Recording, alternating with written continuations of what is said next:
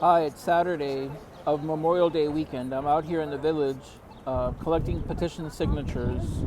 The deadline continues through Tuesday, the day after Memorial Day Monday.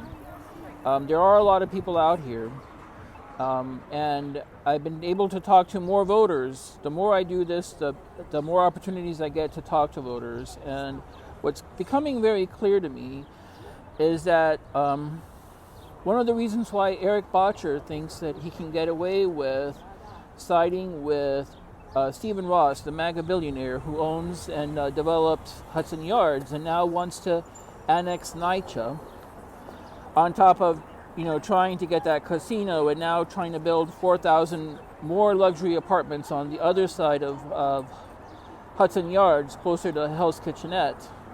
The reason why Erik Bottcher thinks he can get away with it is because more and more the Democrats are making political calculations that they're going to receive diminishing support from minorities. More and more they believe that there are positions that they have to take in order to satisfy their corporate donors, the lobbyist class, and billionaires are going to cost them votes amongst minorities, people of color, and they're willing to accept that. That's the only explanation I can see that gives us some context behind why Erik Bottcher refuses to oppose the Rad Pact privatization and demolition of NYCHA public housing at Fulton Houses and at Elliott Chelsea, both of them in here in the Chelsea neighborhood of Manhattan. That's the only explanation. And I can see extensions of that when I speak to Erik Bottcher's voting base. Whether I'm at Penn South, in Chelsea, or down here in the West Village, I'm on 13th Street and 7th Avenue, near 7th Avenue South, down where St. Vincent's used to be over there, behind me. That's the part of the $1 billion luxury condominium and townhouse complex that Bill Rudin built with help from Brad Hoylman when he was chairman of Community Board 2. At the same time, he was general counsel for the Partnership for New York City. And in the place of St. Vincent's Hospital, we got this little urgent care center here that used to be the O'Toole building when it was part of the St. Vincent's Hospital complex. Now it's called Lenox Hill Urgent Care or something or another, something like that. I don't know what it's called. Anyway, the more and more I speak to Erik Bottcher's voters, the more it becomes clear, especially his supporters. His supporters, they sign my petition and then they come back a few moments later and they scratch their name off. It's so apparent what's happening is that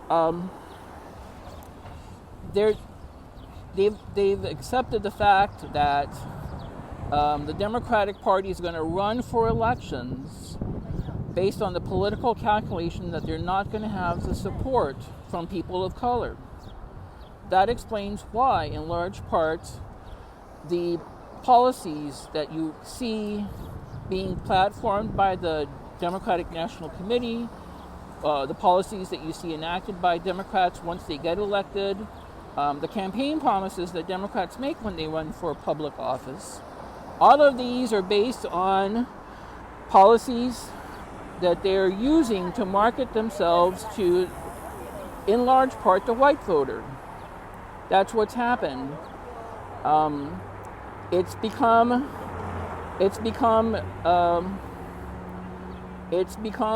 what's the right word to use? It's become acceptable now to become a party that fights for white issues. And that explains why Erik Bottcher, I believe, is siding with Trump in order to privatize and demolish public housing. That's the only explanation. It's a really ugly explanation, but I've tried to analyze it from so many different sides. I've thought about this, I've meditated about this, I've contemplated, this can't be true, can it? And today I feel like, yes, that is true. It is true. This is what we're dealing with. Also, last weekend, I had a run-in with Erik Bottcher, one of the plaintiffs in the lawsuit that we filed to have a judge look into the Nationalist decision to privatize and demolish public housing in this area without going through ULURP. One of those plaintiffs, one of those petitioners walked up to Erik, and Erik very proudly claimed, he was bragging to her, "We're going to build you new housing," he said. I'm going to attach what Erik said actually at the end of this video. Erik was bragging, "We're going to build you new housing." Where's that we that he's talking about? The we is Stephen Ross. That's a MAGA billionaire who owns and developed Hudson Yards and was trying to bring in a casino and now wants to build 4,000 more luxury apartments on the other side of Hudson Yards, also without going through ULURP.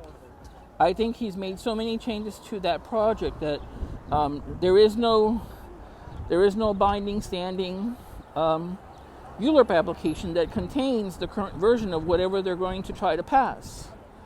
None of this is going through ULURP.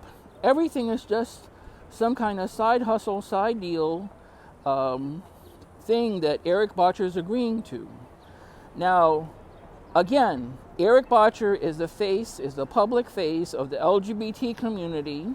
He's the council member for the West Village, for Chelsea, for Hell's Kitchenette. He's the public face of the LGBT community. What is he doing?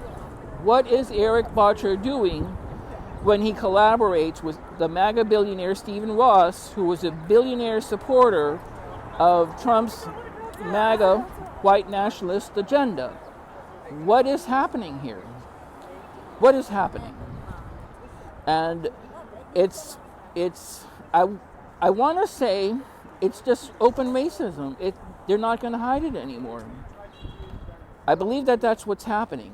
As hard as it is to believe, I do believe that's what's happening here.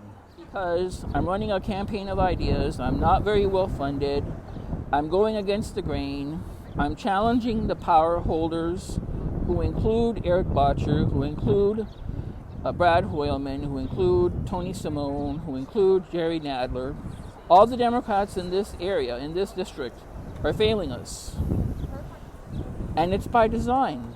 You have to look at it as by design.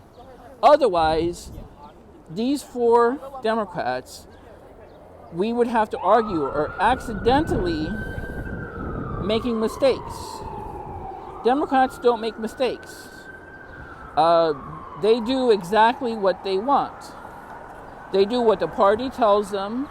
They do what their donors tell them. They do what the lobbyists want. Whatever the billionaires want in this town, whatever the oligarchs want in this town is what they do. It's not by accident. All of this is by design. All of this is by design. And what frightens me, what really, really frightens me, is how so many people are sedate. They've accepted this. There's no controversy to it. Either they're actively going along with it, or they're in denial about it. I can't tell exactly which is which with a lot of people. I do know that for the electeds, it's all by design. It's not an accident, and it's frightening. It's frightening. It's frightening to see what the Democratic Party is capable of. They're capable of collaborating with MAGA billionaires who support Trump's white nationalist agenda to achieve the Project 2025 goal of ending public housing. This is frightening. This is frightening to me. And I don't know why a lot of other people are not bothered by it. But I just want to state this video was paid for by Flores 2025. And I'm going to show you what Erik Bottcher said to that NYCHA resident last weekend. Thank you. We're going to build a new building next Erik, to the don't lie to her, Erik. And then we can move into that one when it's done.